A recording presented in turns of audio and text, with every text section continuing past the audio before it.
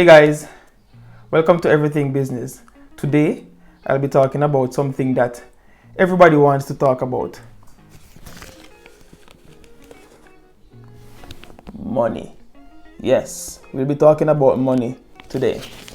So let's get right into it. So then, what is money? I'm sure we all use money. We all, want money. Everybody wants money, right? But then, what really is money? So money, right, can be defined as any commodity that is generally accepted and is used as a medium of exchange or as a measure of value. Now, in primitive times, people didn't have money like what we have now, right? Money was not notes and coins, right? People used to use various things as money. So they did not have notes and coins, so they used whatever they had as money. In my last video, I spoke about the bartering system. In my last POB video, I spoke about the bartering system. And one of the limitations of the bartering system is that there was no standard measure, right? So people could not place value on certain things. And money solved that problem.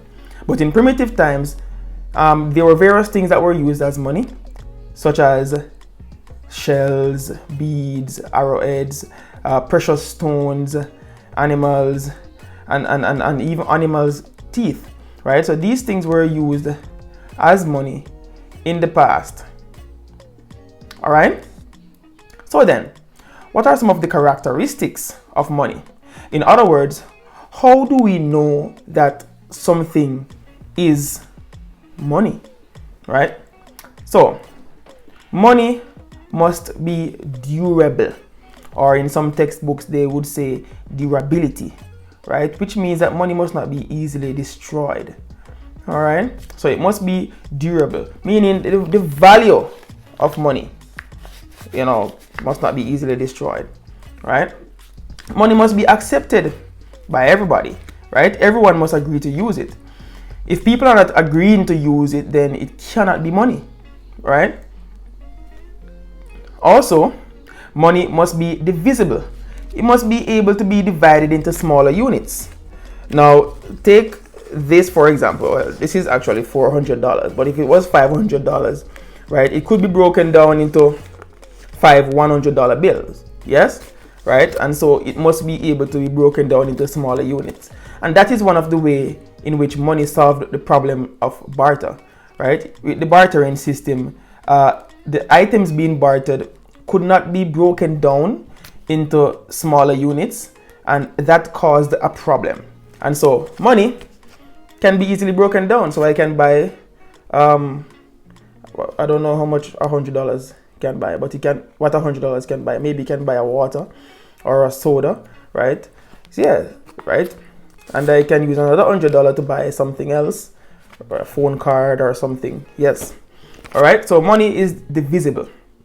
Also, money must be easy to carry. It must be portable, right? Yeah, I can walk around with these all day, right? I can walk around with more than these all day because now money is portable. It is easily carried, right? Also, money must be homogeneous, which means they must be identical, right? And this characteristic of money prevents people from creating counterfeit. Well, not say prevent people from creating counterfeit, but it helps for us to identify a counterfeit, right? Because people will try to copy these. And if you look at them, all my $100 bills, they look the same. Yes? Yes, because money must be identical, money must be homogeneous. All right? So then, what are some of the functions of money? Right? What is money supposed to do? What money is supposed to do? Right? So let's look at some of the functions. So money is a medium of exchange. That is the main function of money. It is the medium through which we exchange stuff.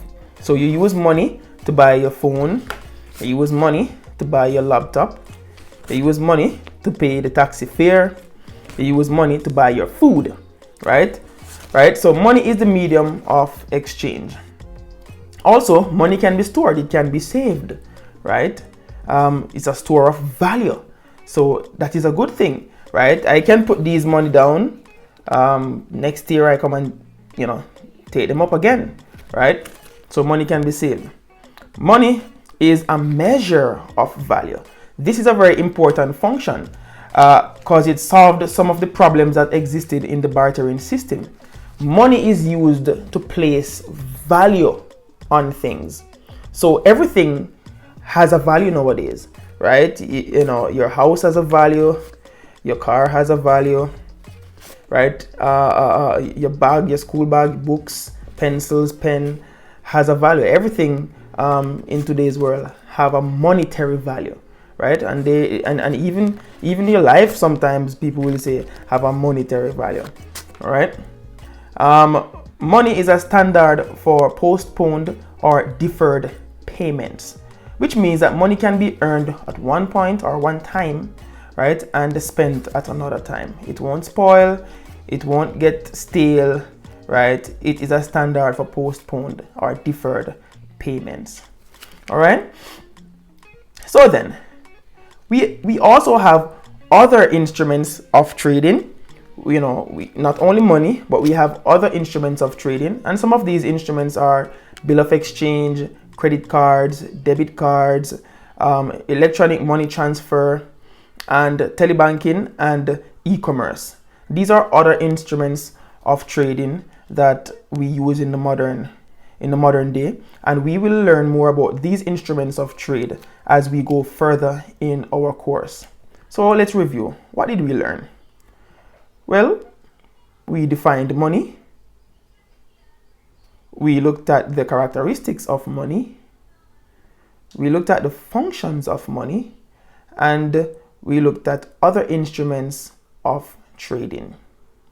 Thank you for viewing. Please remember to like, subscribe, and share.